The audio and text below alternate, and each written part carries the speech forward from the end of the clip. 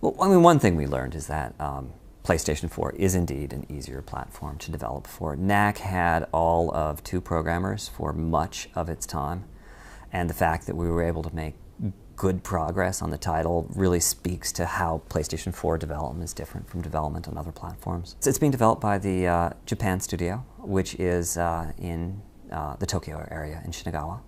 It's the same studio that's responsible for Ico and Shadow of the Colossus, as well as Patapon and Gravity Rush.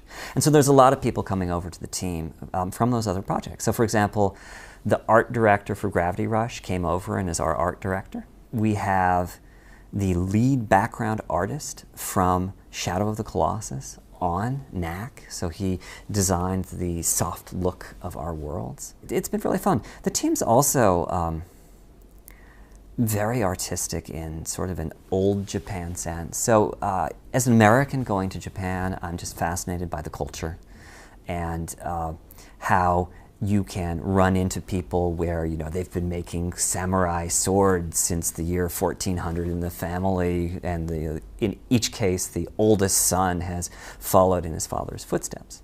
Well, our producer is a 13th, his father is a 13th generation tea ceremony master.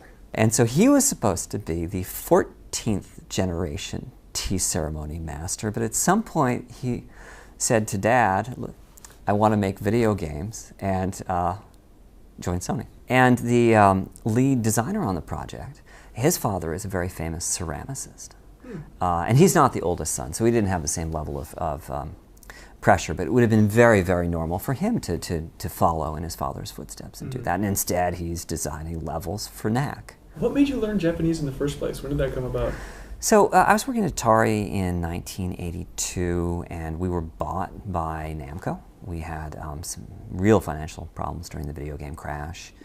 And so some Japanese were coming into the company, and my boss always used to talk about how no American could ever really learn Japanese, that it would be impossible. And I kind of took that as a challenge.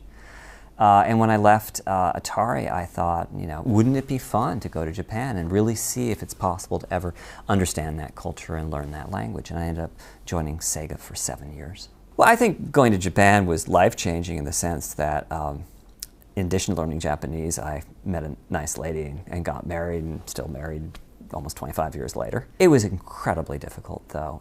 Today, Tokyo is cosmopolitan. You go to Tokyo, there's street signs in English, there's Starbucks on any corner.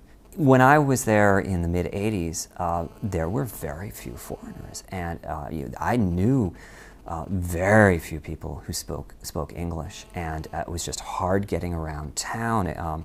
It was hard working in that environment. I made a game where my designer didn't speak English, and I didn't speak Japanese. I was the programmer, and we still made a game together. That's tough. Which one was that? So we did the 8-bit conversion of Epic's California games. Okay.